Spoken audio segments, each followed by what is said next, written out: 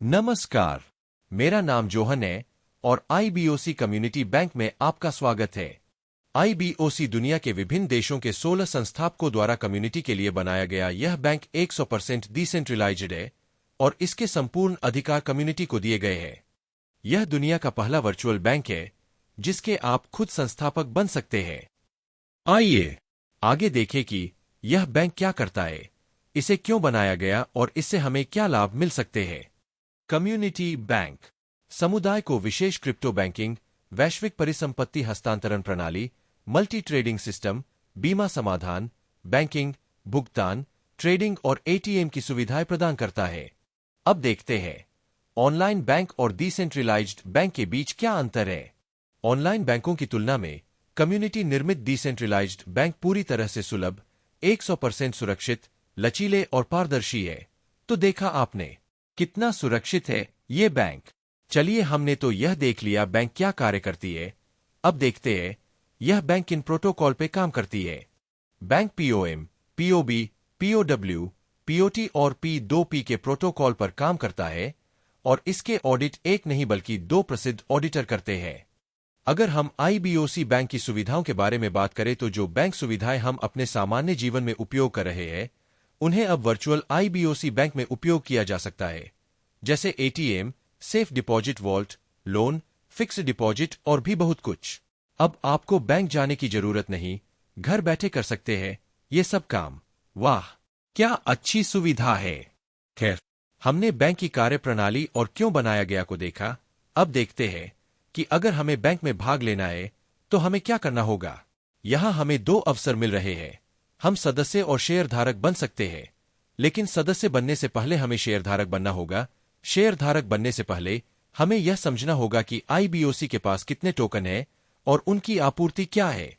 Bank में 2 token हैं, पहला शेयर और दूसरा टोकन 2050। टोकन 2050 पहले से ही तय है और यह 2025 में बाजार में आएगा। हम इसे बाद में व्यापार कर सकते हैं, लेकिन अगर हमें शेयरधारक बनना है तो शेयर लेने होंगे। अगर हम शेयर की बात करें तो इसकी कुल आपूर्ति 0 है, जिसका अर्थ है कि यह टोकन पहले से तैयार नहीं किया गया है। इसका मतलब है कि संस्थापक के पास एक टोकन भी उपलब्ध नहीं है। इसलिए हमें यह सुनिश्चित करना होगा कि कोई भी संस्थापक हेरफेर नहीं कर सकता। मिंटिंग के अधिकार केवल कम्युनिटी को दिया गया है और यह शेयर मिंट और बर्न प्रोटोकॉल पर बनाया गया है, इसलिए कम्युनिटी इसे मिंट और बर्न करेंगे। यह कितनी अच्छी बात है। इसका मतलब है कि इस टोकन पर हमारा विशेष अधिकार होगा। चलिए आगे देखते हैं। शेयरहोल्डर बनने के लिए हम शेयर कैसे और कहां से ले सकते हैं। तो हम इस शेयर को कम से कम 100 और अधिकतम 10,000 यूएसडीटी के साथ मिंट सकते हैं, लेकिन हम हर दिन शेयर को मिंट नहीं कर सकते हैं। अगर हमें फिर से मिंटिंग करना है तो यह 6 दिनों के बाद होगा, इसलिए हमें पहले से तय करना होगा कि हमें कितना यूएसडीटी करना है ताकि हम कम दर पर अधिक शेयर प्राप्त कर सके। चलिए आगे देखते हैं। मान लीजिए अगर हम 100 यूएसडीटी का निवेश करते हैं तो यह देखना बहुत जरूरी है कि हमारे 100 यूएसडीटी कहां जाएंगे। तो जैसा कि यहां कहा गया है कि 80% एटीएम में जाएंगे और 20% कम्युनिटी में वितरित किया जाएगा, जिसका अर्थ है कि हमारा निवेश किसी भी व्यवस्थापक, एडमिन या कंपनी के पास नहीं जाएंगे।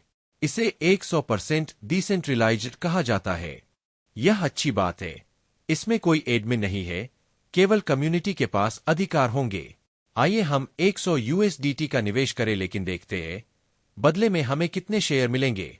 तो यहां दिखाया गया है कि मौजूदा कीमत के अनुसार 50% हिस्सा उपयोगकर्ता को दिया जाएगा, 10% वीपी यानी संस्थापकों को दिया जाएगा और 40% एक ही समय में बर्न कर दिया जाएगा। 40% जला दिया प्रक्रिया के साथ शेयर रेट भी बढ़ता है।